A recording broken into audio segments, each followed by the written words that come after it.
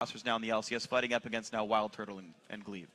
Well, last split, I didn't really have any issues playing against Turtle and Xpecial.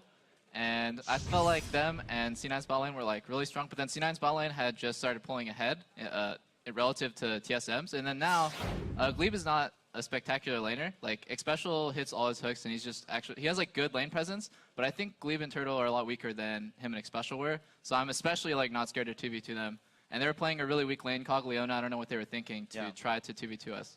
It's kind of silly. So talk to me about the Leona pick, because so far every time I've seen you play, Alistair was into Leona, but also every time you happen to have an Orianna on your team. Did you like see this coming a while in advance, or you're just like, Orianna's good, and then you're like, oh great, I get the engage combo? No, we pre-planned this before coming up against TSM. We know what we wanted to play, and we had all the counters ready, and we were prepared to play against them. Yeah, and doublelift, you actually mentioned there wanting the 2v2 and how TSM did that. Just kind of walk me through the early game and how you guys knew that you would meet up with them 2v2 or Aphro. Well, we warded early, and originally we were like, there's no way they're not going to 2v1 with Cog Leona. So like in my mind, I was like, yeah, we're just going to 2v1. Lulu's going to come down eventually to try to pick up some farm, but it's just going to be standard 2v1. But we saw Cog show on a ward. He was like bleaching blue or something for Amazing, and I was like, wow, they actually want to fight us 2v2. Like, that's kind of dumb. So yeah, we ended up playing against them, and I think we're better in lane, and we also had the better matchup, in my opinion, because Cog is kind of weak early. And I was ahead by like 50 or 60 CS the whole game. Yeah, I actually have a curiosity out from you. Speaking of Kog'Maw lanes, when I typically see him paired with a guy like Nami. Nami's been kind of coming back. I know she wasn't in this game, but like, why is it that Nami's kind of coming back in a competitive? Nami is very, very good, especially with the lifesteal nerf runes. They got nerfed, so sustain is much more important. Plus, Nami also has 2 knockups for Yasuo, so you can also run that comp as well. And in lane, Nami is pretty much a lane dominator, as you see SKT run Vayne Nami as well, and it just crushes lane. And it's also really good for Kog'Maw, and he doesn't have to run lifesteal runes, so you can just run full attack speed, which I think what Turtle ran that game, but they didn't have sustain.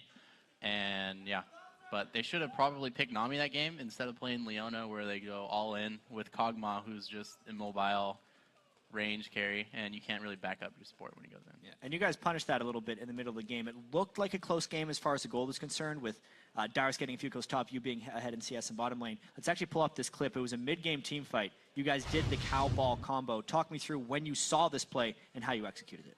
I think LeBlanc was coming from bottom right now, and I was like, Link, you got ball, I have flash, let's do this. And he was like, okay, man, here you go. And yeah, we just did the cow delivery ball system. All right, let's get right into this clip. I mean, there's also a couple nice plays here. doublelift, you just dodged a glitter lance with a flash in the last second as well. Oh, I do like a sideways culling too. I'm pretty bad at this game, to be honest. I just got carried right here by Aphro and Link. They're too good at the game. And I just want to point out that the only reason Cog didn't flash, look at that. That was the worst culling of my life. It's like, please end the clip right there. But then you flashed the glitter lance. Too easy, dude. Yeah, I knew he was going to turn around and throw it at some point, but what was I going to say? Oh yeah, I was going to say Dexter, previously, like probably a minute or 2 minutes before that, he said, I'm going to flash Cocoon Cog. And I was like, this is a good idea, because the worst case scenario is Cog blows flash for your flash, and that's a win. And the best case scenario is your Cocoon lands and he just dies instantly. And I was like, Turtle actually has enough extra time to just flash the flash Cocoon. But I was like, his flash is down now, we're going to win the next fight 100%. So props to Dexter for making that play. That was really good. I like that.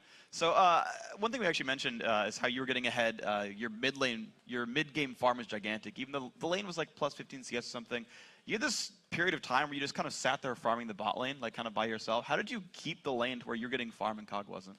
After I take tower, you can set the lane up so that it's pushing towards you, because like your wave smashes their tower and then there's the pull. Like there's always the reverse. And we were smashing lane really hard right then, because I think we had like a 3 or 4 man dive coming, and then Turtle just kind of like backed off and did wolves or white.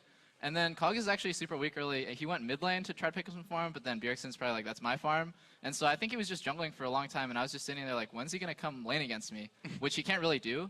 So I think I picked up like probably 20 or 30 CS before the pressure kind of spilled over to other lanes, and I was like, okay, it's time to push and go mid. All right, well, you guys looked very impressive in this game over TSM, but last week wasn't necessarily that good for you guys. You went 2-2. What did you guys do in the time between last week and this week to improve and try to look better?